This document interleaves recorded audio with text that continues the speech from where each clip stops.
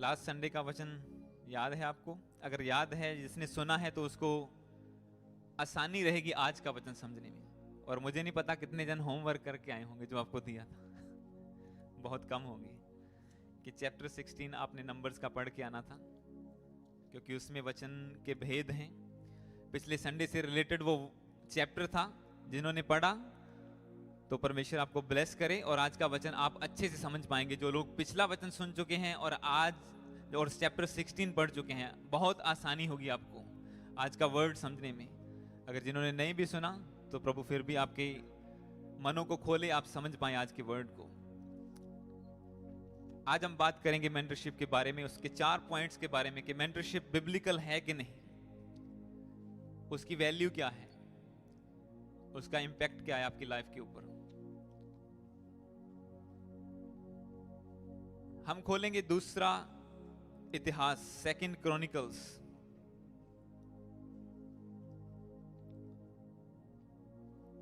Chapter 20 verse 20।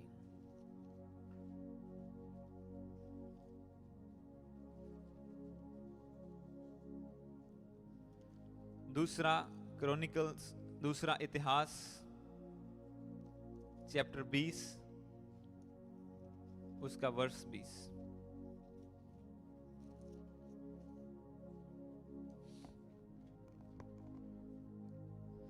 Second Chronicles chapter 20 verse 20 में से पढ़ दूंगा ताकि हम वचन को शुरू कर सकें।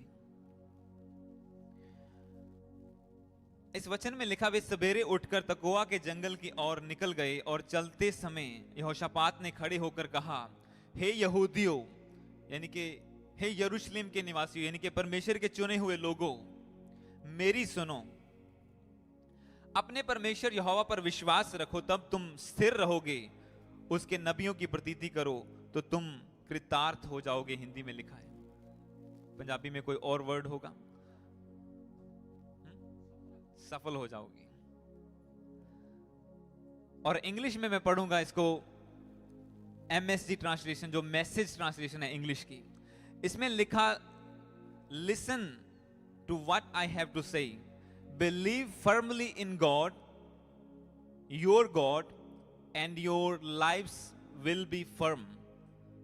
Believe in your prophets and you will come out on top. जो परमेश्वर का वचन ये कहता है इंग्लिश ट्रांसलेशन में कि जब तुम परमेश्वर पर भरोसा रखोगे, उसके नबियों की, क्योंकि पुराने टाइम में एक ही मेन वर्ड था जो परमेश्वर के दास थे उनके लिए, प्रॉफिट वर्ड था। तो उसके नबियों की प्रतीति करो, प्रभु पर भरोसा रखो, उसके नबियों की प्रतीति करो तो तुम कृतार्थ हो जाओगे, सफल हो जाओगे। और इंग्लिश में लिखा, तुम टॉप पे आ जाओगे, क्योंकि परमेश्वर ने इंस्ट्रक्शंस दी अपने वचन के द्वारा कि तुम्हें क्या करना है सफल होने के लिए, एक टॉप लेवल की अचीवमेंट को लेने के लिए। अगर तुम ऊंचा होना चाहते हो तो तुम्हें कौन सी इंस्ट्रक्शन देनी है। प्रभु ने सिर्फ इतना ही नहीं लिखा कि सिर्फ परमेश्वर पर भरोसा रखो, उसने कहा परमेश्वर पर भरोसा रखो और जो उसके ठहराए हुए लोग हैं, जो उसके नबी हैं, जो उसका वचन प्रीच करते हैं। पिछले संडे मैंने आपको बताया था एल्डर्स के बारे में, पूरी डीप रेवलेशन में 1 घंटा लगा के, कि एल्डर का मतलब क्या है। प्राचीन, प्रीस्ट, पास्टर, जो ट्रांसलेट हुआ ग्रीक वर्ड प्रेस्बिटेरोस से, कि उससे ट्रांसलेशन करके वर्ड बना प्रीस्ट, प्रीस्ट से पास्टर, और वो सब रेवलेशन मैंने आपको दी उसके बारे में। और आज परमेश्वर का वचन क्या कहता है आज के वचन में, कि अपने परमेश्वर यहोवा पर भरोसा रखो, उस पर विश्वास रखो। भरोसा तुम्हें इंसान पर नहीं रखना है, भरोसा तुम्हें परमेश्वर पर रखना है। पर जो उसके सच्चे दास कहते हैं, जो प्रोफेटिकली, जो वचन के द्वारा जो आपको बताते हैं, उस पर भी आपको प्रतीति करनी है, यकीन करना है कि ये परमेश्वर का ही वचन है। इसलिए कल जो हमारी टीम मीटिंग थी, उसमें अद्भुत परमेश्वर की प्रेजेंस उतरी, सब लोग आत्मा से भरे और उनको बहुत सारी चीजें मैंने बताई डीप में। और मैंने यही बताया था, अगर कोई वर्ड आपको लगता है जो मैंने बोला बाइबल के अकॉर्डिंग नहीं है, जस्ट डिनाइड, उसे मत मानो, उसे डिनाई कर दो कि ये वचन सही नहीं है। शायद मेरे मुंह से गलती से निकल गया हो, पर ऐसा हुआ नहीं आज तक। प्रभु ने मुझे संभाल के रखा, उसने अपने वचनों से भर के इस्तेमाल किया। पर अगर किसी को ऐसा लगता हो, पर परमेश्वर का वचन आप पूरा करेंगे तो उसमें आपका फायदा है। परमेश्वर ने हर एक चीज आपके फायदे के लिए लिखी है। इतनी बड़ी बाइबल लिखी गई, सारे वचन लिखे गए किसके लिए? कि इंसान ब्लेस हो, उस पर विश्वास करने वाले ब्लेस हो। उसमें अलग अलग इंस्ट्रक्शन है। पिछले संडे मैंने बताया था कि परमेश्वर ने हर एक जन को अपॉइंट किया है चर्च में। परमेश्वर ने अलग अलग लोगों को अपॉइंट किया है, अपोस्टल्स, पास्टर्स, टीचर्स, प्रॉफिट्स। और कल मैं टीम को बता रहा था, प्रबंध करने वाले, जो लोग आप वर्शिप करते हैं, मैनेज करते हैं, किचन को, चर्च को मैनेज करते हैं, एडमिन का काम करने वाले, वचन कहता है कि सब परमेश्वर ने ठहराए हैं। पहला को दूसरा कुरिन्थियों 2:12 में लिखा हुआ है कि उसने सब परमेश्वर ने ठहराए हैं। उसी ने अपॉइंट किए हैं लोग, और उसी ने आपको चुना है कि आप प्रभु की सेवा करें, उसके राज्य को बढ़ाएं, आगे लेके जाएं। पर अगर आप सफल होना चाहते हैं, एक टॉप लेवल की अचीवमेंट को, जो मैं अभी आपके लिए इंग्लिश में पढ़ चुका हूं, इसे दोबारा पढ़ूंगा। Believe firmly in God your God, अपने परमेश्वर पर फर्मली भरोसा रखो तो तुम्हारी लाइफ फर्म हो जाएगी, एस्टेब्लिश हो जाएगी, एक ट्रांसलेशन में लिखा इंग्लिश में। और believe in your profits and you will come out on top, तुम बीच में से निकल के, घिसती पिटती जिंदगी से निकल के टॉप पे आ जाओगे। परमेश्वर तुम्हें ऊंचा कर देगा। ये कितना सच्चा है वचन। आज हम इसकी रेवलेशन में जाएंगे। वचन लंबा चलेगा, इसीलिए जल्दी शुरू किया गया। जब आप वर्ड को पढ़ते हैं, आपने वचनों को पढ़ा हुआ है, बाइबल को जो पढ़ने वाले उन्हें पता है कि एलिया और अलीशा गुरु चेला थे। और एक कहावत अक्सर चलती है, या एक वर्डिंग चलती है कि कोई कहता है कि एलिया जैसे आजकल गुरु नहीं मिलते, जैसा वो सच्चा था। और एक गुरु भी कहता है कि आज अलीशा जैसे चेले भी नहीं मिलते। तो जब दोनों मिलते हैं तो फिर बड़े मिरेकल होते हैं। फिर नदियां दो भाग होती हैं, फिर ऊपर से आग उतरती है। क्योंकि एक पास्टर को भी असिस्टेंट चाहिए, टीम चाहिए वर्क करने के लिए। वो अकेला सब काम नहीं कर सकता, उसे टीम चाहिए। उसे आप बाइबल में जब पढ़ते हैं तो हर एक के पास असिस्टेंट्स थे, उन्हें सपोर्ट चाहिए थी, ताकि बाकी काम जो चेले हैं उनके या टीम है वो करे, और वो परमेश्वर में और गहराई में जाएं, और अनॉइंटिंग में बढ़ें, और लोगों को बचाएं, और लोगों को लीड करें परमेश्वर की ओर। आप सोचो, अगर एक पास्टर नहीं, जब मैं शुरू में करता था, उसने आके शुरू में सब कुछ करना हो तो कब प्रेयर करेगा और कब बाकी काम करेगा? अगर उसने खाना भी खुद बनाना है, उसने चर्च का भी सब खुद मैनेज करना है, साउंड भी खुद लगाना है, तो वो कैसे काम कर पाएगा सारे? पर जैसे जैसे टीम बढ़ती है, रिस्पॉन्सिबिलिटीज डिवाइड होती हैं, तो फ्री टाइम मिलता है एक पास्टर को प्रेयर करने के लिए, और वो मसा में बढ़ता है, और फिर मिरेकल होती है। इसीलिए एलिया जैसे गुरु और अलीशा जैसे चेले जब मिल जाते हैं तो बड़े मिरेकल होते हैं। मैं आपको बता रहा हूं, क्योंकि बाइबल में हर एक मैन ऑफ गॉड के डिसाइपल थे। अगर मोजेस था तो उसके पास जोशुआ था, अगर एलिया था तो उसके पास अलीशा था, उसकी सपोर्ट करने के लिए। परमेश्वर, वो भी प्रभु ने ठहराए थे, उनके पास गुरु भी प्रभु ने ठहराए थे, और चेले भी। इसीलिए मैंने आपको कल बताया टीम मीटिंग में, आप भी प्रभु के द्वारा अपॉइंट किए गए हैं। और अगर आप डिनाई करते हैं इस बात को, तो आप परमेश्वर के वचन को डिनाई करते हैं, ना कि किसी बंदे की बात को। इवन जीसस क्राइस्ट खुद उसके 12 चेले थे। यीशु मसीह जो परमेश्वर हो के धरती पर आया इंसान का रूप लेके, उससे भी 12 चेले थे जो सारा मैनेज, कोई कैश हैंडलिंग करता था, कोई खाने का इंतजाम करता था, कोई कुछ करता, कोई टेंट लगाते थे। हर एक जन अलग अलग ड्यूटी करते थे। यीशु मसीह के खुद 12 चेले थे। जब यीशु मसीह ने चेलों को प्रचार करने के लिए भेजा, उसने भी 2-2 जन को भेजा कि जस्ट इन केस एक बंदे को सपोर्ट की जरूरत हो तो दूसरा सपोर्ट करेगा उसकी। क्योंकि ये प्रभु की ओर से डिजाइन किया गया है। अगर पौलुस बड़े बड़े काम उसके पढ़ते हैं, उसके पास तिमोथी था, उसका स्पिरिचुअल सन, वो उसकी सपोर्ट करता था, और भी बहुत सारे थे। पर तिमोथी का ज्यादा नाम बाइबल में आया क्योंकि वो ज्यादा फेथफुल था। क्योंकि जब एक चर्च को बढ़ाना है, उसे बिल्डअप करना है, तो वचन कहता है जब सारे अंग मिलके काम करेंगे तो वो बिल्डअप होगा। अंग कौन? पास्टर, अपोस्टल, प्रबंध करने वाले, वर्शिप करने वाले, साउंड लगाने वाले, हर एक अंग जब मिलके काम करेगा। तो आज हम बात कर रहे हैं मेंटरशिप के ऊपर कि मेंटरशिप बिब्लिकल है कि नहीं। तो मैंने आपको बता दिया कि परमेश्वर ने ही मेंटर ठहराए और परमेश्वर ने ही डिसाइपल ठहराए थे। अब वो उनके ऊपर था, उन्होंने चलना है कि नहीं चलना है। पौलुस के साथ बहुत लोग चले, पर बाद में वो मुकर गए, और कोई कभी झगड़ा हुआ, कभी कुछ हुआ, कोई इधर चला गया, कोई उधर चला गया। और जब वो नए रेवलेशन लेके पवित्र आत्मा की प्रचार करता था तो लोग उसे एक्सेप्ट नहीं करते थे। नहीं, व्यवस्था में ऐसा लिखा, तू ऐसे बोलता है। जबकि वो नई बातें, क्योंकि लोगों को डिफिकल्टी होती है नई चीजों को एक्सेप्ट करने में, पर परमेश्वर जब रेवलेशन देता है तो वो स्थिर रहती है। पौलुस कि जो झगड़ा करने वाले थे वो उनका नाम उनका आगे नहीं बढ़ पाए, पर पौलुस का नाम बाइबल में है, उसकी पत्रियां लिखी हुई हैं, सब कुछ है, और उसके ठहराए हुए नियम, उसके द्वारा पवित्र आत्मा की रेवलेशन के द्वारा लिखे गए वचन आज भी हम पढ़ते हैं और उन्नति को पाते हैं। आज भी हम आगे बढ़ते हैं, चर्चेस बिल्डअप होती हैं based on what he is written, जो उसने लिखा है उसको पढ़ के आज चर्च, क्योंकि सारी इंस्ट्रक्शन जो दी गई हैं आज भी चर्च को बिल्डअप करने के लिए कि अगुआ कैसा होना चाहिए, एक पति पत्नी का व्यवहार कैसा होना चाहिए, आपको अपने बॉस के साथ कैसा व्यवहार करना चाहिए, सब चीजें उसने लिखी। पर बहुत सारे लोग थे जो उसका भी विरोध करने वाले थे। कल मैंने टीम मीटिंग में बताया कि जब वो प्रचार कर रहे थे तो बहुत से लोगों ने आके उसके विरोध में प्रचार करना शुरू कर दिया, उसका विरोध करना शुरू कर दिया कि ये कैसा प्रचार करता है। पर उसने, क्योंकि वो मेंटर बन के काम करता था, वो स्पिरिचुअल सन्स डॉटर्स बना रहा था, वो ब्रांचेस चर्चेस बना रहा था, और लोगों को ये पसंद नहीं था। और एलिया मेंटर था किसका? अलीशा का। तो मेंटरशिप बिब्लिकल है, पहली चीज आपको क्लियर है। दूसरा, वैल्यू क्या है मेंटरशिप की, कि क्या वैल्यू है आपके लिए, कितनी वैल्यू रखती है, क्या फायदा है इस चीज का। एक मेंटर आपको उस सिचुएशन से निकाल सकता है जिससे आपको आपकी प्रेयर, फायर प्रेयर, कोई भी आपका किया हुआ काम नहीं निकाल सकता। एक मेंटर आपको उस सिचुएशन से निकाल सकता है।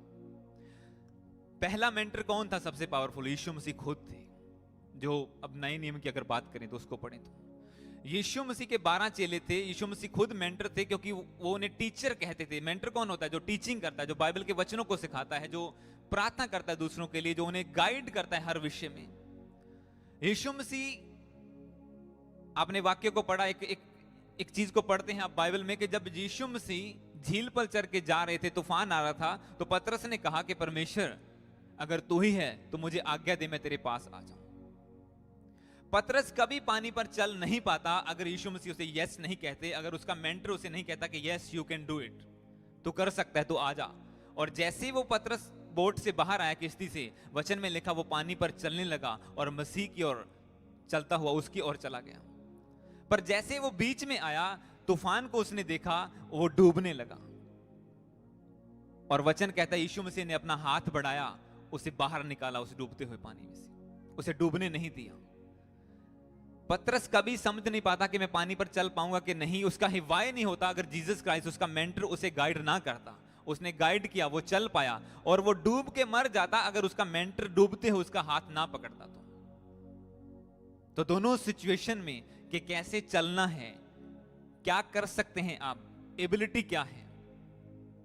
मैं आपको थोड़ी सी टेस्टिमनीज दूंगा बाद में कि कैसे जो लोग यहाँ पे आए स्टार्टिंग में, जो आज वर्शिप कर रहे हैं, या गा रहे हैं, या कोई भी प्रबंध कर रहे हैं, कैसे वो आए थे नील, और प्रभु ने उसे कहां पहुंचाया है।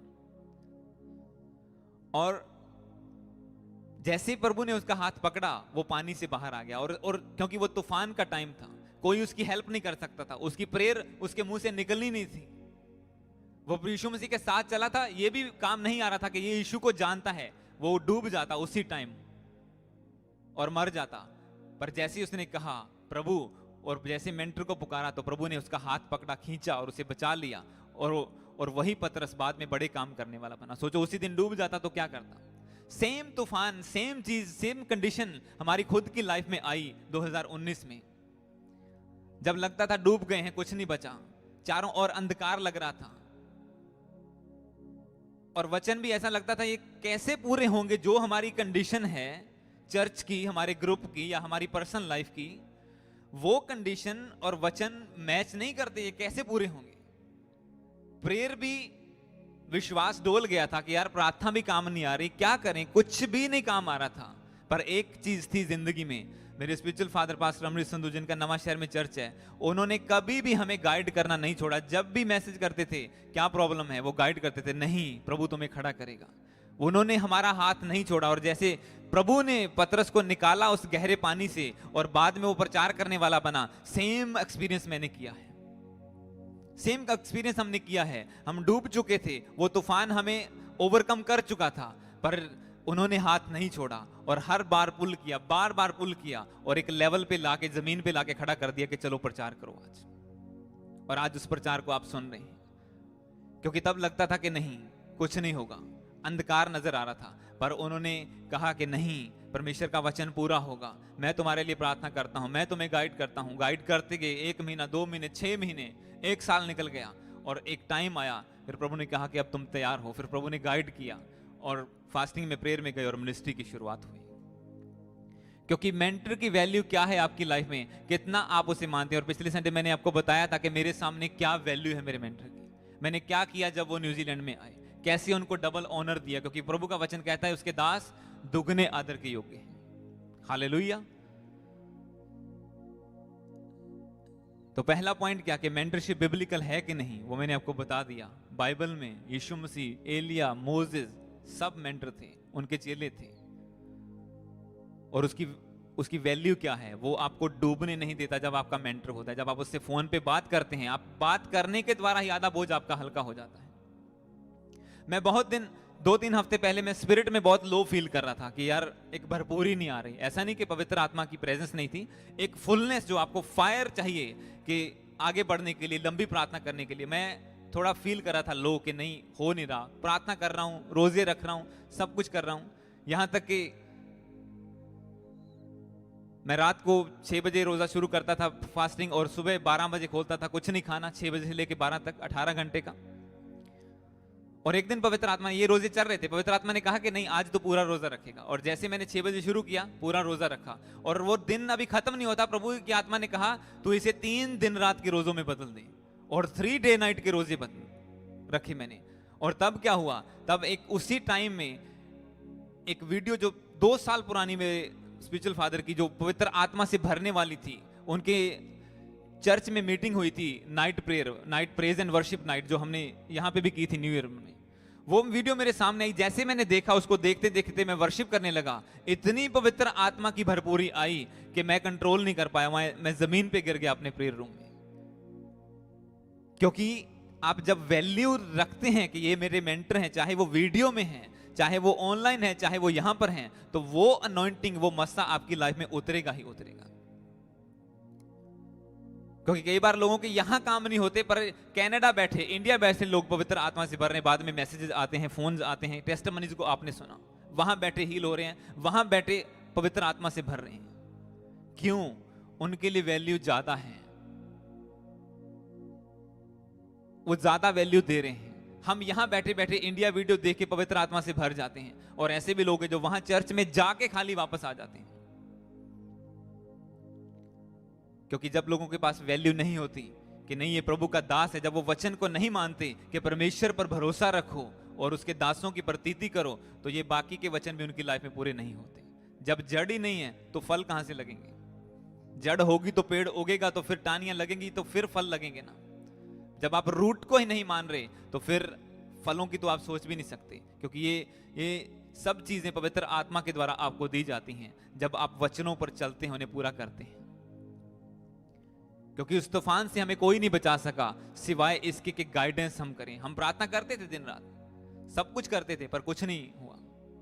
पतरस प्रभु को जानता था, उसके साथ सेवा करता था, चेलों में से एक था, रूबरू प्रभु को देखा था, सब कुछ था, विश्वास भी करता था, पर जब डूबने लगा तो कुछ भी काम नहीं आया। सिर्फ एक चीज, मेंटर का हाथ, प्रभु का हाथ उसने पकड़ा और खींच लिया। इंपैक्ट क्या होता है? तीसरा पॉइंट कि आपकी लाइफ के ऊपर, पहला कि आप मेंटरशिप बिब्लिकल है कि नहीं, दूसरा वैल्यू, तीसरा इंपैक्ट ऑफ मेंटरशिप। मेंटरशिप आपकी लाइफ में क्या इफेक्ट करती है, हम पढ़ेंगे पहला शमूएल। कितने, इस वचन में जाने से पहले कितने लोगों को पता है, आज मैं एक सवाल भी पूछता हूं कि बाइबल में गोलियत को किसने मारा था? ऊंची बोलोगे? दाऊद। हाँ, सबनों पता है, बड़ी सियाणी कलीसिया। और किसने मारा था? चलो आज आप नया सीखेंगे। पहला शमूएल 22 उसकी 1 से 2।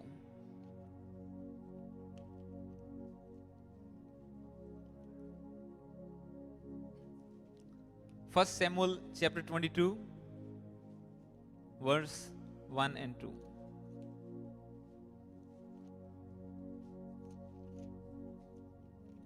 आज मैं आपको बताता हूं कि ये वचन में आपको रियल इंपैक्ट नजर आएगा जब आप एक मेंटरशिप के नीचे होते हैं, एक जगह पे प्लांटेड होते हैं, तो कैसे काम करता है परमेश्वर आपकी लाइफ में। पहला शमूएल 22 उसकी 1 से 2 पढ़ेंगे और इसके बाद दूसरा शमूएल 2 उसकी 15 से 22 तक पढ़ेंगे। पहले इस वचन को मैं पढ़ दूं। 22 के 1 और 2 में लिखा, दाऊद वहां से चला और बचकर अदुल्लाम की गुफा में पहुंच गया। यह सुनकर उसके भाई वरन उसके पिता का समस्त घराना वहां उसके पास गया, और जितने संकट में पड़े थे, जितने ऋणी कर्जदार थे और जितने उदास थे, वे सब उसके पास इकट्ठे हुए और वह उनका प्रधान हुआ, और कोई 400 पुरुष उसके साथ हो लिए। इंग्लिश में लिखा, मैं 2 को पढ़ूंगा। And everyone who was in distress and everyone who was in डेप्ट, जो कर्जे में था, and everyone who was bitter, जो कौड़े मन का था, कड़वाहट से भरा था, in soul gathered to him, and he became captain over them, and there were with him about 400 men. तो ये वचन हमें क्या सिखाता है, क्या बता रहा है कि दाऊद, जिसके बारे में हम ग्रेट चीजें पढ़ते हैं बाइबल में, परमेश्वर का चुना हुआ अनॉइंटेड किंग, वचन में लिखा जब उसने अपनी मिनिस्ट्री की, अपने किंगडम की शुरुआत की, अपने चलना शुरू किया, वो भेड़ बकरियों को चराता था। तो उसकी शुरुआत कैसे हुई? पहले वो 400 बंदों का कैप्टन बना, 400 बंदों को लीडर बना। वो 400 बंदे कौन थे? जो कर्जे में दबे हुए थे, जो उदास थे, जिन्हें लगता था जिंदगी की कोई वैल्यू नहीं, इससे तो मर जाना अच्छा है, कर्जा है, सुसाइड करने को दिल कर रहा है, मन कौड़वाहट से बड़ा हुआ है कि रब हैगा भी है कि नहीं हैगा। ऐसे लोग, वचन कहता कि उसके साथ मिले और वो 400 लोगों का प्रधान बन गया, हिंदी में लिखा है। ऐसे कर्जदार लोग थे। आप सोचो, ऐसों का राजा कौन बनना पसंद करेगा? क्या फायदा ऐसे लोगों की? पर दाऊद जो था वो पवित्र आत्मा से परिपूर्ण था, प्रभु के वचनों से भरा था, उसकी स्तुति करने वाला था, उसका चुना हुआ था, उसके सर पे तेल मला गया था, वो अनॉइंटेड था। और हुआ क्या, जब ये 400 लोग उसकी डिसाइपलशिप में आए, जब उसकी मेंटरशिप में आए, जब उन्होंने उसे अपना राजा बना लिया, अपना कैप्टन बना लिया कि तू हमारी अगुवाई कर, उसका रिजल्ट क्या आया? हम दूसरा शमूएल उसका 2 चैप्टर उसकी 15 से लेके 22 तक पढ़ेंगे।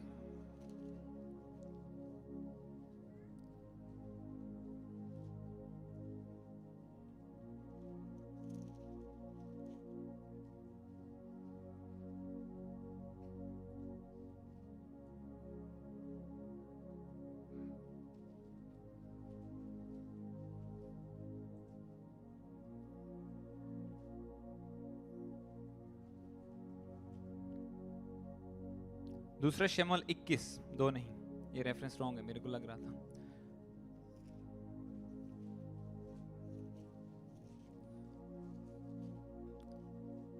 प्रभु का धन्यवाद हो, मेरे पास डबल कॉपी होती है हमेशा। दूसरा शमूएल 21 उसका 15 से लेके 22 तक।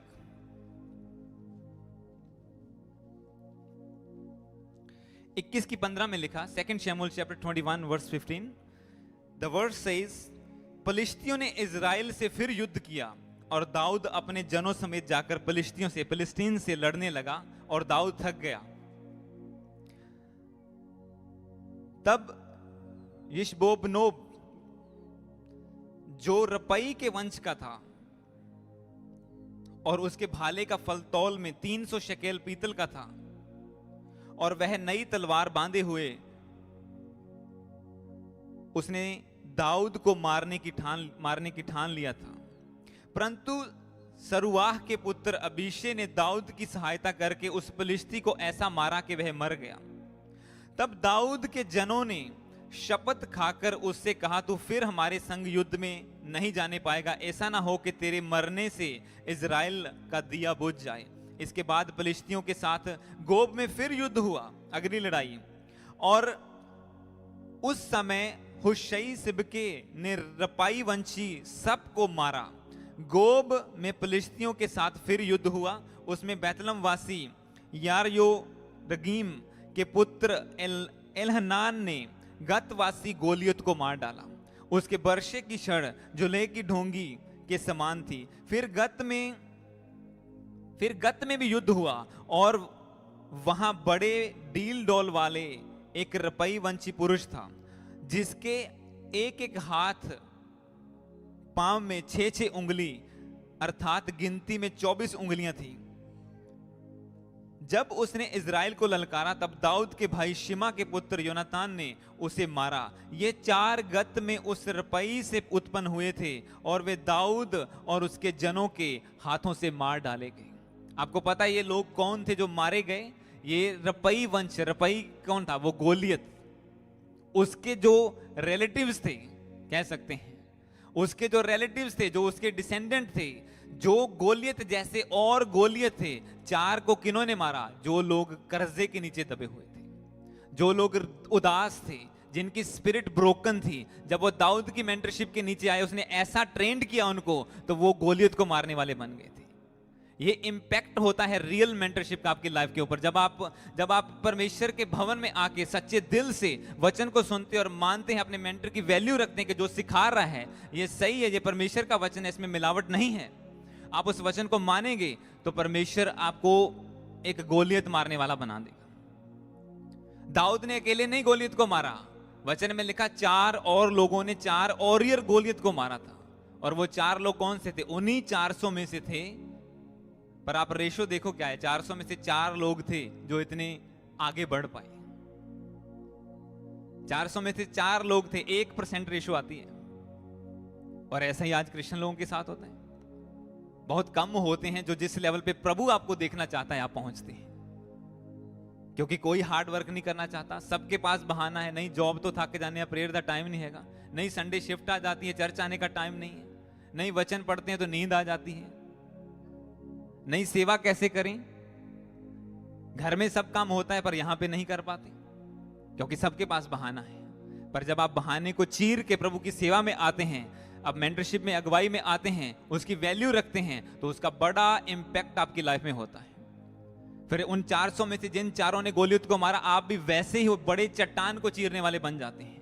ये इंपैक्ट है। इसीलिए प्रभु ने ऐसे नहीं लिख दिया कि उस पर भरोसा रखो और उसके दासों की प्रतीति करो तो तुम ऑन टॉप, तुम टॉप पे आ जाओगे। प्रभु ने कहा तुम हाईएस्ट लेवल पे होगे, उसने कहा। पर जब तुम इन कामों को करोगे तो। एक और वचन को पढ़ूंगा मैं इसके साथ। ये पुराना नियम हो गया। चलो, फिलेमोन की पत्री, एक ही चैप्टर है उसका, आपको इब्रानियों के पहले मिलेगी। हिब्रू अगर आप खोल लेंगे तो उससे पहले आपको आसानी हो जाएगी। इब्रानियों खोल के बस उससे पहले चैप्टर के पहले आ जाऊं। Philemon,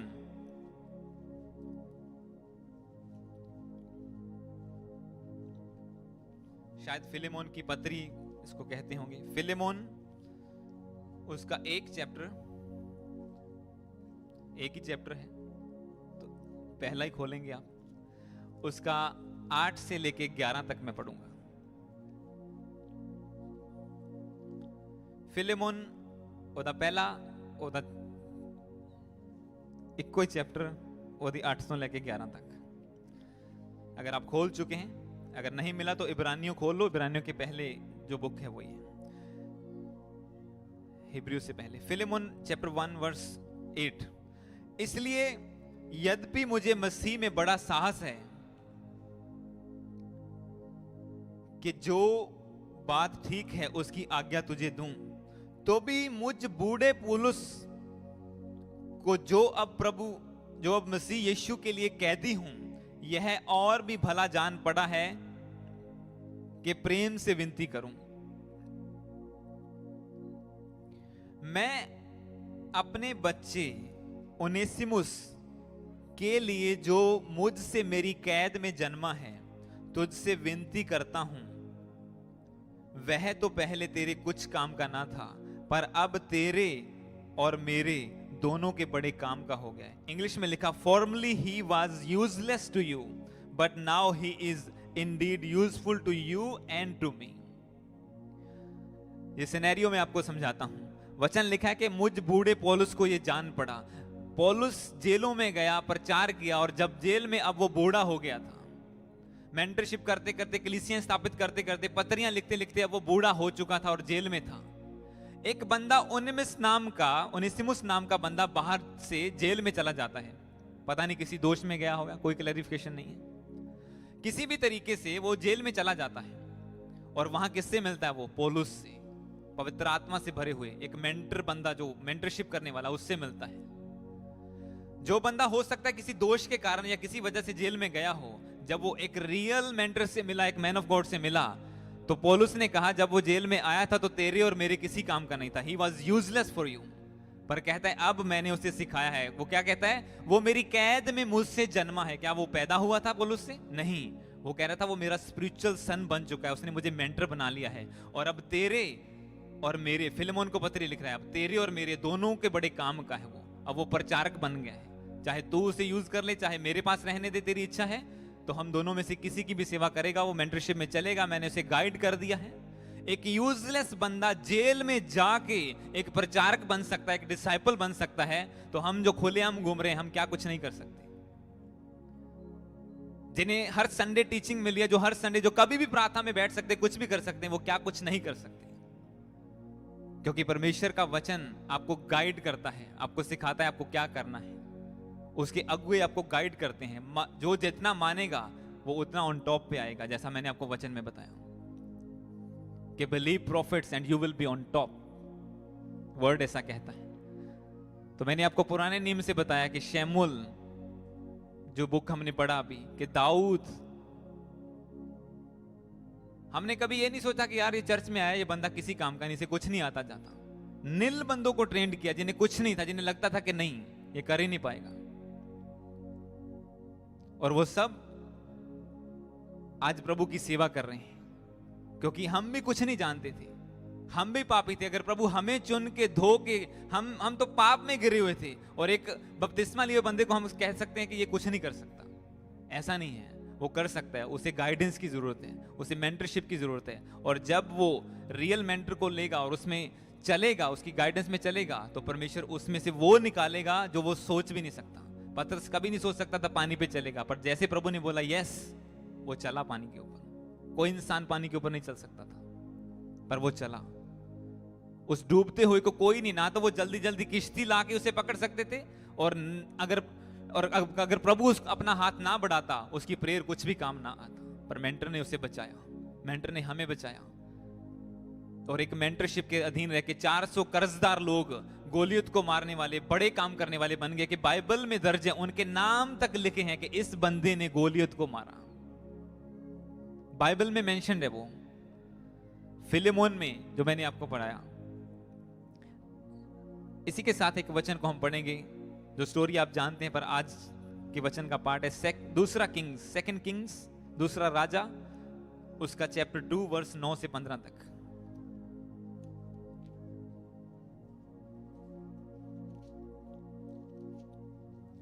second Kings chapter 2 verse 9 से लेके 15 तक हम पढ़ेंगे। दूसरा राजा, उसका दूसरा अध्याय, दूसरा चैप्टर, वर्स 9 से लेके 15 तक।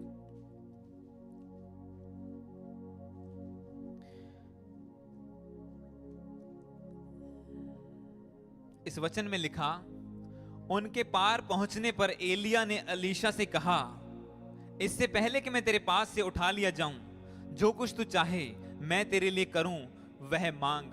अलीशा ने कहा, तुझ में जो आत्मा है उसका दुगना भाग, डबल पोर्शन मुझे मिल जाए। एलिया ने कहा, तूने कठिन बात मांगी है, मुश्किल है, ऐसा नहीं हो सकता। तो भी यदि तू मुझे उठा लिए जाने के बाद देखने पाए तो तेरे लिए ऐसा ही होगा, नहीं तो ना होगा। वे चलते चलते बातें कर रहे थे कि अचानक अग्नि में रथे, आग से भरे हुए रथों और घोड़ों ने उनको अलग अलग किया, और एलिया बवंडर में, वर्ल में उठा लिया गया, होकर स्वर्ग में चढ़ गया। और उसे अलीशा देखता और पुकारता रहा, हाय मेरे पिता, हाय मेरे पिता, हाय इजराइल के रथ और सवारों। जब वह उसको फिर देख ना पड़ा, तब उसने अपने वस्त्र फाड़ कर 2 भाग कर दिए। उसे गुस्सा आया, नाराज हुआ। फिर उसने एलिया की चद्दर उठाई जो उस पर से गिरी थी, और वह लौट गया और जर्दन के किनारे पर उसके तट पर खड़ा हुआ। तब उसने एलिया की वह चद्दर जो उस पर गिरी थी पकड़कर जल पर मारी और कहा, एलिया का परमेश्वर कहां है? जब उसने जल पर मारा तो वह इधर उधर 2 भाग हो गया, डिवाइड हो गया पानी नदी का, और अलीशा पार निकल गया। 15 में लिखा, उसे देखकर भविष्यवक्ताओं के चेले जो यरीहो में उसके सामने थे कहने लगे, एलिया में जो आत्मा थी वही अलीशा पर ठहर गई है, अतः वे उससे मिलने आए और उसके सामने जमीन पर सामने झुककर दंडवत किया उसके सामने झुक गए। कौन लोग? सैकड़ों चेले थे एलिया के, पर एक था जो दुगना मसा ले पाया। मैंने इसीलिए आपको बताया क्या कितनी परसेंटेज है, 1%। सिर्फ अलीशा था। रीजन क्या था? उसने मेंटर को पकड़ा और छोड़ा नहीं। चाहे वो नदी आई उसमें से निकल गया, जंगल आया, ये गांव में वो गांव में, पीछे जाता रहा। एंड में आग तक दिखाई दी, आग को डर के भी नहीं भागा कि यार आग गिरने लगी है, कहीं मेरे ऊपर ना गिर जाए, मैं मर ना जाऊं। वो भागा नहीं, वो अड़ा रहा। बिल्कुल डेडलाइन तक उसने जब फॉलो किया, फिर भी उसे कुछ नहीं मिला। फिर भी उसे लगा कि ये तो मुझे ब्लेस किए बिना ही ऊपर चढ़ा गया। कोई हाथ नहीं रखा, कोई नहीं कहा कि ले जो तूने मांगा था तुझे मिल चुका है। और वो नाराज हुआ, उसने कपड़े फाड़े। पर उसने क्या किया? साथ में उससे जो चादर गिरी थी उठा ली, और उसे नहीं पता था यही सीक्रेट है। उसके मुंह से जो वचन निकल गया, ये चादर के रूप में आ गया है, यही सीक्रेट है जो मेंटर ने मुझे वर्ड दे दिया था, यही मसा है मेरे लिए। और वो उसी ने अनॉइंटिंग का काम किया। जैसे उसने चादर मारी, जैसे एलिया ने नदी 2 भाग की थी, अलीशा ने भी की। और जितने चेले उसका, क्योंकि यही चेले वही थे जो भविष्यवक्ताओं के चेले थे, जो उसका मजाक उड़ा रहे थे। ओए अलीशा, तू बड़े हाथ पांव दहलाता था, बड़ा नीचे लगा था अपने मेंटर के, अब वो जा रहा है, तुझे कुछ भी नहीं मिला। इतने सालों तक तूने सेवा की, तुझे क्या मिला है? तुझे पता है तेरे मेंटर ने आज स्वर्ग में उठाया जाना है? प्रोफेटिकली सबको पता था, पर पीछे चलने को कोई राजी नहीं था। उसने कहा मुझे पता है, तुम चुप रहो, मैं फॉलो करूंगा डेडलाइन तक। और जैसे उसने फॉलो किया, उसे वो मिला जो बाकी के सैकड़ों लोग नहीं ले पाए। और फिर कहते, आओ इसके सामने झुक जाओ, क्योंकि जो एलिया पर था इस पर आ गया है। वो दुगना पोर्शन लेके लौटा। एक मैंने आपको वर्ड बताया था रेडियो प्रोग्राम में कि प्रसिस्ट रहना परमेश्वर के लिए, जिद करना, उसके वचन पे चलने के लिए, उसके वचन को फॉलो करने के लिए, आगे बढ़ने के लिए प्रसिस्ट रहना, जिद करके। हिंदी में लिखा जिद करना, उसका मतलब कि जिद रखनी कि नहीं, बाइबल पढ़नी है, प्रेयर करनी है, चर्च जाना है, सेवा करनी है, सब कुछ जिद के साथ जील रख के काम करना। और जब आप ऐसा करते हैं, आप वो देखते हैं जो कोई नहीं देख पाता। क्योंकि डीप प्लान, कल मैंने हमारी टीम मीटिंग में बताया इनको, जो परमेश्वर ने मुझे दिए, डीप गहरे प्लान फ्यूचर तक के, कि प्रभु क्या चाहता है हमसे। पर उसके लिए हार्ड वर्क करना होगा, उसके लिए सेवा करनी होगी, उसके लिए मेंबर्स को, टीम को इकट्ठे होकर काम करना होगा। क्योंकि मेंटरशिप और डिसाइपलशिप दोनों बिब्लिकल हैं, और दोनों को परमेश्वर ब्लेस करता है। अगर एलियन के हाथ पांव धुलाता था अलीशा, उसकी लुक आफ्टर करता था, खाना बनाता था, उसके लिए सब प्रबंध करता था, तो एक दिन लोग उसके सामने भी झुके। क्योंकि अधीनगी ही अधीनगी को लेके आती है। जब आप हम्बल होते हैं, अधीनगी में होते हैं, तो ही आपके नीचे अधीनगी आती है। इसीलिए प्रभु ने लिखा उसके वचन में कि परमेश्वर पर भरोसा रखो, उसके दासों की प्रतीति करो, तो तुम कृतार्थ हो जाओगे, सफल हो जाओगे, टॉप पे आ जाओगे। अलीशा आया कि नहीं टॉप पे? फिर पतरस टॉप पे आया कि नहीं आया? परमेश्वर को फॉलो करता रहा। वो भाग नहीं गया कि यार मैंने इनकार कर दिया था, अब क्या फायदा, फेस टू फेस में जा ही नहीं सकता। वो फिर गया, प्रभु उसके पास गया, फिर से रिकॉन्सिलेशन हुई, प्रभु ने रेडी किया उसको। तो लास्ट में जो मैं आपको बताना चाहता हूं कि 2 तरीके हैं आपके अनॉइंटिंग लेने के, ऐसे जो अभिषेक, क्योंकि सब कुछ जो काम होते हैं, जो आपकी जिंदगी में बॉन्डेजेस ब्रेक होते हैं, जो आप बड़े काम करते हैं, हीलिंग होती है, इसका गहरा राज यही है कि अनॉइंटिंग एक बंदे के ऊपर होती है। बिना अभिषेक, क्योंकि बाइबल क्या कहती है, अभिषेक के कारण तेरा हर जुआ तोड़ दिया जाएगा। Every yoke will be destroyed because of anointing. और वो लेने के लिए आपके पास 2 तरीके होते हैं। या तो आप सीधा परमेश्वर से लें, या फिर परमेश्वर के दास के साथ जुड़ के मेंटरशिप में आके उससे लें। मैं आपको बताता हूं कैसे। जब शमूएल परमेश्वर का दास था, 2-3 एग्जांपल मैं आपको बताऊंगा, आप समझ जाएंगे। जो प्रभु का दास था शमूएल, आपको पता है वो कैसे अनॉइंट हुआ था, कैसे उसके ऊपर वो प्रोफेटिक अनॉइंटिंग आई थी। उसने डायरेक्ट परमेश्वर की आवाज को सुना था। रात को वो सो रहा था, उससे प्रभु की आवाज आई, शमूएल, और वो सोचा मेरा मेंटर मुझे आवाज दे रहा है। उसे वो नहीं था, उसने डायरेक्ट सेवा करके डेडिकेशन के साथ, क्योंकि उसकी माँ ने उसे प्रभु की सेवा करने के लिए पक्का ही छोड़ दिया था, डेडिकेट कर दिया था भवन में कि यहीं रहेगा, यहीं सेवा करेगा। हन्ना ने दुआ मांगी थी कि अगर प्रभु तू मुझे देगा मैं तेरी सेवा के लिए दे दूंगी, और उसने अपने वायदे को पूरा किया और वो शमूएल सबसे बड़ा नबी बना इजराइल का, सच्चा प्रोफेटिकली। और उसने डायरेक्ट परमेश्वर की आवाज को सुना था, डायरेक्ट प्रोफेटिक उसके ऊपर आया था। पर दाऊद जिसके बारे में हम पढ़ रहे हैं वो कैसे मसा लिया था? शमूएल ने उसके ऊपर तेल डाला था, वो उसके नीचे उसकी अधीनगी में आया तो वो मसा उसके ऊपर आया और वो लीड करने वाला बना। तो ये दोनों अलग अलग चीजें हैं। वो उसकी मेंटरशिप के नीचे। जब मोसेस था, मोसेस को कैसे मिला था? जब मोसेस पहाड़ पे गया, उसने जलती हुई एक झाड़ी को देखा तो परमेश्वर की डायरेक्ट आवाज उसको आई। उसने डायरेक्ट प्रभु की ग्लोरी को, रोशनी को देखा कि कुछ जल रहा है झाड़ी और सड़ नहीं रही, ये क्या हो रहा है, भस्म नहीं हो रही। तो उसे प्रभु की आवाज आई कि मोसेस जिस जगह पे खड़ा है पैर जूती उतार दे, वो पवित्र है, तू जा, मैं तुझे चुनता हूं, मैं तुझे चुनता हूं इजरायलियों को छुड़ाने के लिए। उसने डायरेक्ट प्रभु से सब कुछ रिसीव किया, मसा रिसीव किया और वो काम करने लगा। पर योशुआ, जब आप बाइबल को पढ़ते हैं, वचन में लिखा योशुआ बुद्धिमानी की आत्मा से भरपूर था, स्ट्रेंथ से भरपूर था, बड़े काम करने वाला मिलिट्री लीडर बना। कैसे? क्योंकि मोसेस ने उसके ऊपर अपने हाथ रखे थे, मोसेस ने ले हैंड किया था उसके ऊपर और सेम अनॉइंटिंग ट्रांसफर की, और वो वैसे ही इजराइल को लीड करने वाला बन गया, लाखों को, जैसे मूसा करता था। पौलुस, जब पौलुस दमिश्क में जा रहा था, दमिश्क में जा रहा था, तो वचन में लिखा कि परमेश्वर की ज्योति उस पर चमकी और वो अंधा होकर गिर पड़ा और प्रभु की आवाज डायरेक्ट उसको सुनी। उसने डायरेक्ट मसा लिया। पर जितने उसके स्पिरिचुअल सन्स थे, जिसके बारे में एक के बारे में हमने पढ़ा, ओनेसिमस, उसने ऑफ कोर्स उसके लिए प्रार्थना की होगी, उसे गाइड किया होगा और वो अनॉइंटेड बन गया। पर जो मेन जिसके बारे में बाइबल में लिखा, तिमोथी, उसका खास स्पिरिचुअल सन था। वो कैसे काम करने वाला बना? क्योंकि पौलुस ने उसे गाइड किया, उसके ऊपर हाथ रखे, और बहुत सारे और प्रभु के चेलों ने हाथ रख के दूसरों को पवित्र आत्मा दिया। तो दो तरीके होते हैं। जो पहला है वो बहुत हार्ड है। अगर आप कॉन्सिक्रेट हो सकते हैं, मैंने आपको कॉन्सिक्रेशन बताया था, अगर आप अलग हो सकते हैं समाज से, दुनिया से, हर चीज से, जलाहट से, और प्रभु को टाइम दे सकते हैं, दिन रात प्रार्थना में जो पवित्र आत्मा आपको अगुवाई करे, अगर आप चल सकते हैं, आप डायरेक्ट मसा ले सकते हैं। मैं नहीं कहता इम्पॉसिबल है, ये पॉसिबल है, आप ले सकते हैं।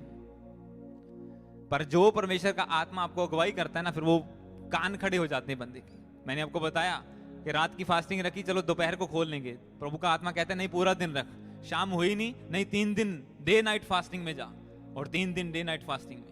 अगर आप ना करोगे, दूसरी बार आवाज नहीं आएगी। आप जा रहे होंगे, मैं जा रहा था, पवित्र आत्मा की आवाज आई, जो गाड़ी चला रहा है इसे बेच दे और बो दे, और फॉलो किया।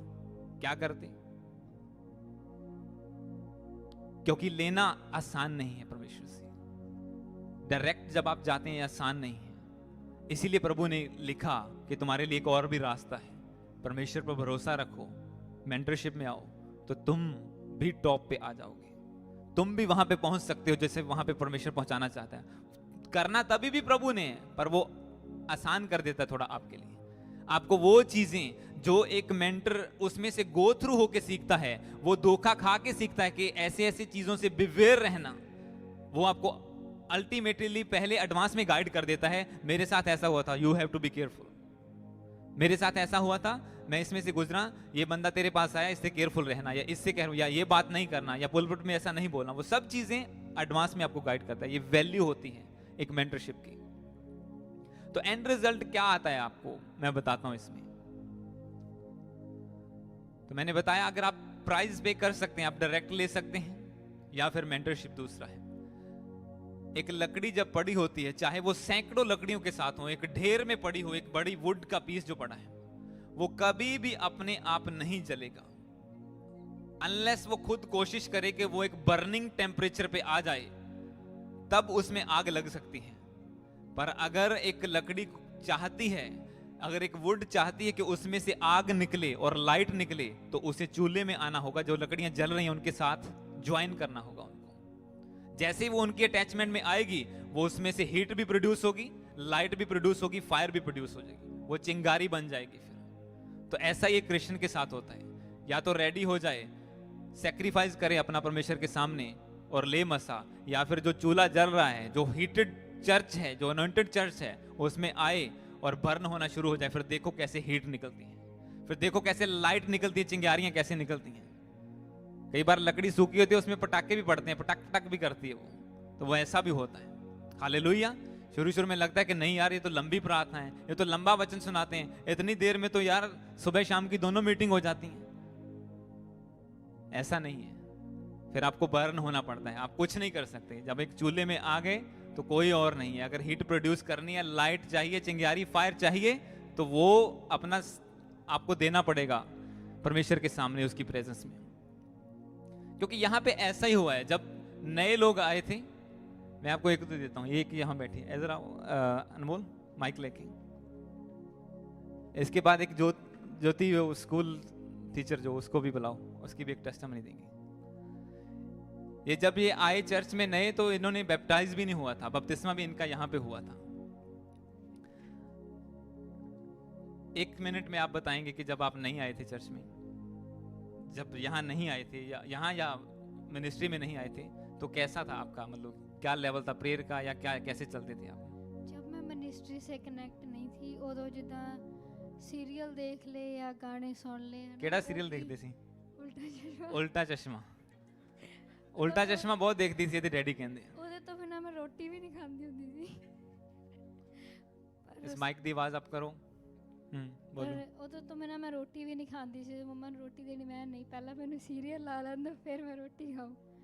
ਤੇ ਮਤਲਬ ਉਹੀ ਸੰਸਾਰਿਕ ਚੀਜ਼ਾਂ ਨੂੰ ਦੇਖੀ ਜਾਣਾ ਹੈ ਨਾ, ਗਾਣੇ ਸੁਣੀ ਜਾਣੇ, ਹਰ ਗਾਣਾ ਨਵਾਂ ਸੁਣੀ ਜਾਣਾ, फ्रेंड्स नाल रहना, ये करना है ना। और अभी पर जदों मैं चर्च नाल कनेक्ट हुई, सारे सीरियल्स खत्म हुए, सारे सॉन्ग्स खत्म हुए। हुण सिर्फ वर्शिप सॉन्ग सुनते हैं, परमेश्वर की महिमा करते हैं, बाइबल पढ़ते हैं, तो परमेश्वर की सेवा। और मीडिया का काम देखती है, जितना लाइव चलता है, जितने आप देख रहे हैं, ये सिस्टर ये सारा लाइव का सेटअप सारा कुछ यही करती है। तो जीरो से प्रभु ने कहाँ पहुंचाया। ज्योति आओ, गॉड ब्लेस यू। और कौन है? हाँ जी बोलो। अगर आप जब चर्च में नहीं आए थे, डजंट मैटर आप पहले कहाँ थे, जब आप चर्च में आए उसके बाद क्या चेंज आया, पहले क्या था, आप वर्शिप करते थे या क्या था, ये कैसा? नहीं, मैं वर्शिप नहीं करती थी। मतलब वैसे जैसे सिंपल सॉन्ग्स दिल में था कि हाँ मैं वर्शिप करूं, लेकिन मैंने कभी वर्शिप नहीं की। लाइक पुलपिट पे खड़े होके बोलना बियॉन्ड इमेजिनेशन। लेकिन जो पास्टर जी से बात की कि मैं विलिंग हूँ लेकिन मुझे आता कुछ नहीं है, तो पास्टर जी ने इनकरेज किया कि नहीं आप कर सकते, आप करो। फिर गाइडेंस देते गए धीरे धीरे धीरे। और जो पास्टर जी ने जैसे जैसे बोला, थोड़ा सा डिसहार्टन भी हुआ कि कभी कुछ नहीं भी बोला जाता, और लाइक मुझसे अच्छा सा नहीं गया सॉन्ग, पता नहीं कैसे होगा। लेकिन हर बार मेंटर्स के कहे गए वचन जो थे वो मैंने कभी नहीं छोड़े। This is I should say कि हाँ ये मतलब पास्टर जी ने बोला है मैं कर सकती हूँ, तो मीन्स मैं कर सकती हूँ। इवन सॉरी सैम, मेरे हस्बैंड कभी बोल देते थे कि तूने आज अच्छा बिल्कुल नहीं किया, कोई अच्छा नहीं था। लेकिन जब ये सुनना कि पास्टर जी कह रहे थे कि ये सॉन्ग अच्छा गया, तो अब ठीक है, अब जो मर्जी बोला, उन्होंने बोल दिया अच्छा गया, मीन्स अच्छा गया। तो ये जब आए तो ये बिल्कुल भी वर्शिप में नहीं थे, इनकी आवाज़ भी कामती थी, ऐसे बोलते थे जब तो जब इनको पहला सॉन्ग दिया गया तो लगता था कि नहीं, पर धीरे धीरे जैसे ये बढ़ते गए मेंटरशिप में, आज ये न्यू ईयर नाइट की बोलियां सुनो कैसे गाई हैं इन्होंने, हालेलुया। वो बहुत धमाकेदार किया सब कुछ, तो बोले कि नहीं पास्टर जी आप कुछ भी गा सकते हैं, अब कोई परवाह नहीं है। तो ये एक असर होता है मेंटरशिप। इनके हस्बैंड भी वो ढोलक बजाते हैं, सेवा करते हैं, वो सारा साउंड सेटअप करते हैं, ये खुद वर्शिप में हैं, संडे स्कूल को लीड करते हैं, बच्चों को सिखाते हैं प्रभु का वचन, तो ये डेकोरेशन का भी देखते हैं। तो कितने काम सब कुछ ये कर रहे हैं। जब एक प्लेटफॉर्म मिला, जब एक राइट मेंटरशिप मिली, जब एक जगह मिली, तो जो अंदर गिफ्ट थे वो निखरने शुरू हो गए थे, वरना वो दब जाते हैं। इसीलिए जो आपको वचन मैं सिखा रहा हूं ये प्रैक्टिकल है, ये जरूरी है। और कोई है, कोई शिकारी, कोई तगड़ा? चलो इतना बहुत है। थैंक यू बास। God bless you, God bless you. तो ये आपको मैंने एग्जांपल दी है कि मेंटरशिप का रिजल्ट क्या है जब आप आते हैं। तो जो प्रभु का वचन लिखा हुआ है ये फिजूल नहीं है, ये इसके पीछे मीनिंग है, गहरा मतलब है कि ऐसा हो सकता है। और जब पढ़ते हैं तो लगता है कि नहीं होगा, ये कैसे हो सकता है मेरी लाइफ में। मुझे लगता था मैं कैसे प्रचार करूंगा, मैं तो 2017 में पहली बार चर्च गया था, बाइबल कभी ज़्यादा पढ़ी भी नहीं थी, पाप भरी जिंदगी थी, कैसे करेंगे। पर मेंटर बोलते थे कि नहीं तू करेगा, तू करेगा। तुझसे हो जाएगा, भरोसा रख प्रभु पर, बढ़ते जाओ बढ़ते जाओ। और सिर्फ उसी एक बात को लेके कि नहीं मेंटर बोल रहे हैं होगा, होगा तो हम करेंगे, और अड़े रहे खड़े रहे, और परमेश्वर ने रिजल्ट दिया है। क्योंकि आसानी से नहीं आता रिजल्ट, उसमें एफर्ट्स लगती हैं, सब कुछ। आपको बहुत सारी नकारात्मक चीजें, जो नेगेटिव चीजें आएंगी सामने के नहीं हो सकता, विरोध, ये वो बहुत कुछ आएगा, पर जब सब चीजें साइड में करके आप फॉलो करेंगे वर्ड ऑफ गॉड को, परमेश्वर पे भरोसा रखेंगे और उसके मेंटर के कहे वर्ड की बात को सुनेंगे, तो वचन कहता है कि तुम टॉप पे आ जाओगे। You will be on top, word कहता है। मैं इस वर्ड को दोबारा पढ़ के फिर हम फिनिश करेंगे। इस वचन को जो मैंने पढ़ा था उसे इंग्लिश में पढ़ूंगा। दूसरा इतिहास 20 उसकी 20 में जो लिखा हुआ है, उसमें लिखा कि Believe firmly in Lord your God and your lives will be firm. Believe in your prophets and you will come out on top. Hallelujah. तो आप चाहते हैं टॉप पे आना, तो परमेश्वर के वचन को फॉलो कीजिए जो कहता है। सिंपल एज दैट, कुछ इसमें मिलावट नहीं है। जैसे आप प्रभु के वचन को फॉलो करेंगे आप टॉप पे आ जाएंगे। एक रहेगी परम, आओ तुसी में टेस्टामनी दो एक मिनट दे विच, तो इस चुपे बैठे हो बच्चे, पर लास्ट सुनेंगे, फिर हम प्रार्थना में जाएंगे और उसके बाद आपने भी बपतिस्मा यहां पे लिया ना। माइक ऑन करो।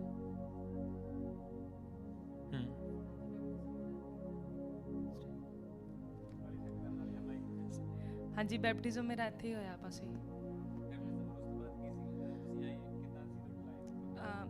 ਜਦੋਂ ਮੈਂ ਇੱਥੇ ਆਈ ਆ, ਮਤਲਬ ਲਾਈਫ ਮੇਰੀ ਕਾਫੀ ਪਹਿਲਾਂ ਸਟਰਗਲ ਦੇ ਵਿੱਚ ਸੀ, ਫਿਰ ਮੈਂ ਪ੍ਰਭੂ ਨੂੰ ਜਾਣਿਆ ਤੇ ਇੱਥੇ ਜਿੱਦਾਂ ਮੈਂ ਪਾਸਟਰ ਅਮਰ ਸੰਧੂ ਜੀ ਦੀ ਮਿਨਿਸਟਰੀ ਦੇ ਨਾਲ ਆਲਰੇਡੀ ਇੰਡੀਆ ਤੋਂ ਕਨੈਕਟ ਸੀ, ਤੇ ਫਿਰ ਮੈਂ ਇੱਥੇ ਆ ਕੇ ਉਦੋਂ ਵੀ ਗਵਾਹੀ ਦੇ ਕੇ ਆਈ ਸੀ ਕਿ ਜਦੋਂ ਮੈਂ ਆਕਲੈਂਡ ਜਾਊਂਗੀ ਨਿਊਜ਼ੀਲੈਂਡ ਦੇ ਵਿੱਚ, ਤੇ ਮੈਂ ਪਾਸੀ ਦੀ ਚਰਚ ਦੇ ਨਾਲ ਜੁੜੂੰਗੀ ਜਾ ਕੇ।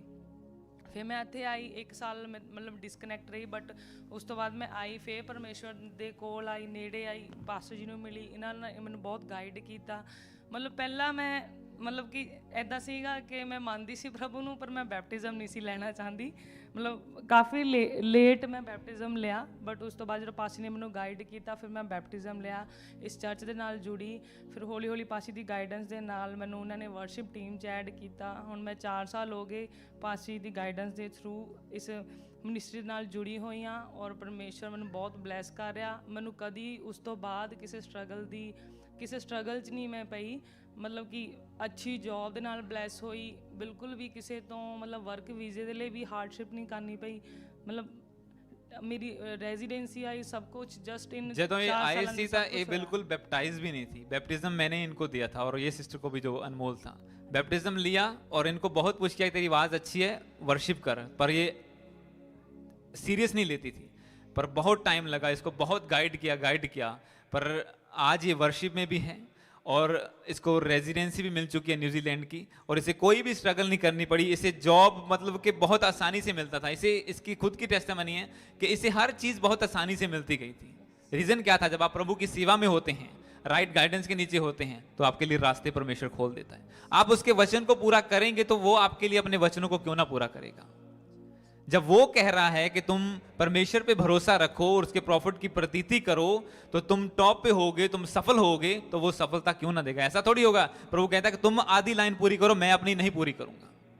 वो तो तैयार है आपसे पहले करने के लिए, आपको सफल करने के लिए, टॉप पे लेके आने के लिए, पर ढील हमारी ओर से होती है। जब आप तैयार हो जाएंगे तो परमेश्वर भी फिर मिरेकल कर देगा आपकी लाइफ में। Hallelujah, God bless you. प्रभु सबको ब्लेस करें। ठीक है सिस्टर, थैंक यू। आप सब ब्लेस ने तारीफ करो परमेश्वर की जोर से आज के वचन के लिए। आओ हम प्रार्थना में जाएंगे। सब लोग अपनी अपनी जगह पे खड़े हो जाएं और प्रार्थना में चलेंगे हम।